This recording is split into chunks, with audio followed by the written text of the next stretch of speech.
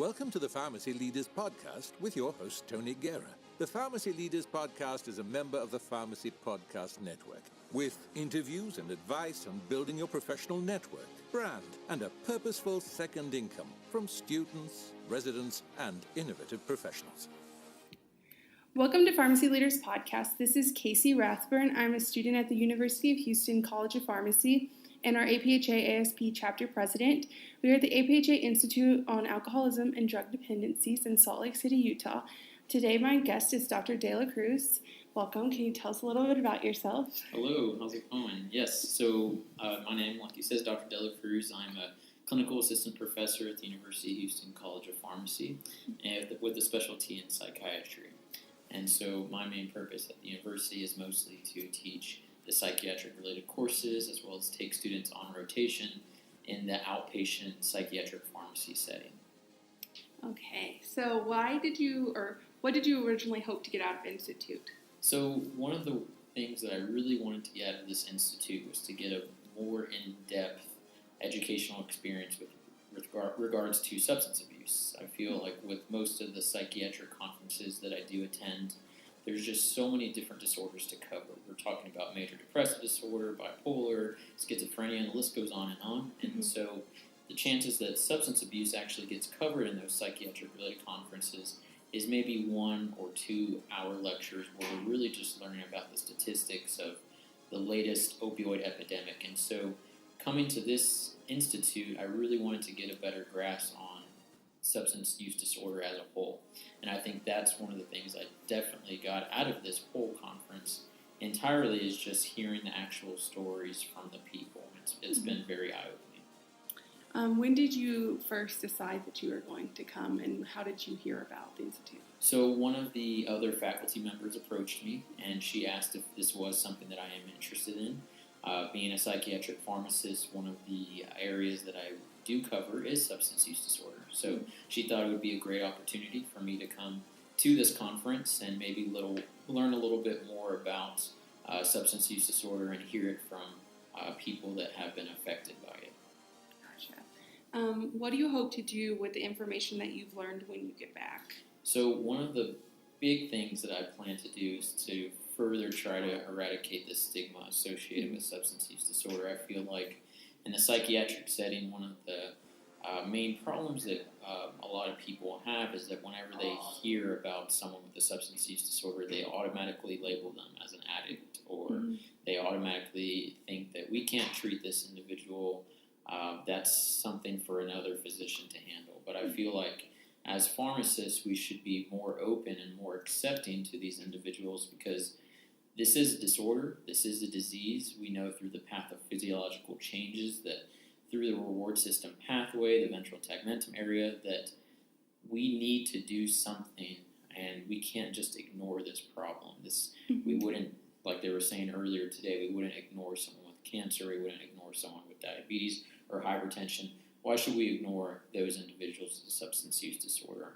I feel like mental health is, especially with addiction, is one of the few areas that will actually blame someone for that particular condition that they have. And I think we need to completely change our thinking when it comes to the stigma of substance use disorder and try to advocate for the treatment and improve education when it comes to pharmacy students. Gotcha. So do you see that stigma in your clinical setting as well as in the education setting? And do you see opportunities in both settings to use the information that you've learned? Definitely. Okay. So we unfortunately do see it both in the outpatient and inpatient settings. When psychiatry, sometimes we'll overhear people labeling individuals with substance use disorder, and a lot of physicians really kind of tiptoe around the subject. So I feel like with pharmacy, the one major thing that we can do is maybe try to encourage more treatments and try to educate more of the providers, try to educate other pharmacists about this substance use disorder. One thing that I also will try to change is try to increase the amount of lecture content associated with substance use disorder. I feel like when it comes to making recommendations for methadone or buprenorphine and everything else like that for the actual treatments. That's something that we do cover, but not really in depth. And I feel like that's something that we could probably utilize more and try to improve the education for future pharmacy students when it comes to actual treatments of substance use disorders. Okay, and if you think about Houston, where do you see the greatest need in our community for more or this information that you can use it in practice? That's a great question. I would say starting from, if we're looking at the community, maybe starting from the retail setting. Mm-hmm. I feel like a lot of pharmacists have this, they might have this perception of individuals with substance use disorder and maybe not take the actual time to counsel them thoroughly, maybe not take the time to provide them with resources, maybe not take the time to actually talk to them about what's really going on. Mm-hmm. And I think that's where we can start to change, starting from a pharmacy school setting, teaching students so that the next generation of pharmacists are ready to counsel, ready to educate the lay people about this disorder and as well as the necessary treatments needed for substance use disorder. Do you see common overlap? And you mentioned not talking to people about what is actually going on with counseling. Do you see overlap with that with other mental health diseases and substance use disorders? Yes, I feel like since substance use disorder does fall under the umbrella of mental health, mm-hmm. that mental health in general just unfortunately is not talked about as much as it should be. Mm-hmm. Recently, we have seen a little bit more about mental health, and recently we're seeing more talk about the opioid epidemic and everything else in between. So I feel like it does need to be addressed. It does need to be talked about. We should not shy away from this anymore. The more we're open about it, the more we educate people about it, the more likely that individuals are actually going to go out and seek treatment mm-hmm. from their providers, or maybe talk to someone and ask them, what should I do about this? I feel like giving people hope, letting them know that they do have people that can help them mm-hmm. Is the strongest thing that we can provide for those individuals, is letting them know that we can help you. And if we personally can't treat them, then we can at least refer them out to someone that can. Mm-hmm. So you've touched on it a little bit, but why do you think it's important for faculty members to attend this institute and be educated in this setting? I feel like it's not only from a psychiatric pharmacist standpoint, but other professions should be well aware of what's going on with regards to the opioid epidemic. And I feel like it is important for all of our faculty to attend, simply because addiction can touch almost every single person. It does not discriminate. Mm-hmm. So that's one of the things that can occur in the inpatient setting. It can occur in critical care setting. It can occur in the ambulatory care setting. So just thinking about all of the specialties, you can still have an individual with a substance use disorder, and knowing how to properly manage them and treat them is important, and not just ignore that particular patient and say, well, let's let the pain clinic deal with that particular issue, or mm-hmm. let's pass this on to their primary care provider. Maybe try to address it right then and there. Maybe try mm-hmm. to provide this individual with resources if they do come into the ER with alcohol-related issues and overdose related to some sort of prescription opioid. Right then and there, they can make the intervention instead of constantly passing that individual off to another provider. So I think that's why it's important, no matter what the specialty is that mm-hmm. People are educated and other pharmacists are educated with regards to this substance use disorder problem. And to kind of play off of that, why would you think it's important for students to attend the Institute? So for students, since y'all are the next generation of pharmacists, I think the one thing that needs to change is the understanding. And like going back to the first question with regards to stigma, mm-hmm. I feel like no matter what we can do, is if we're eradicating the stigma, then people are less likely to keep it to themselves. They will more likely go out to a provider, go out to a pharmacist and say, look, I have a problem. And mm-hmm. so that's where we can reach out a helping hand and help them turn to a particular treatment that we know that is evidence-based and will be effective for them. So I feel like students from right now are the most important thing that we can try to change future pharmacists' understanding of this disorder, and showing that it is a chronic condition that we do need to help individuals and not just ignore.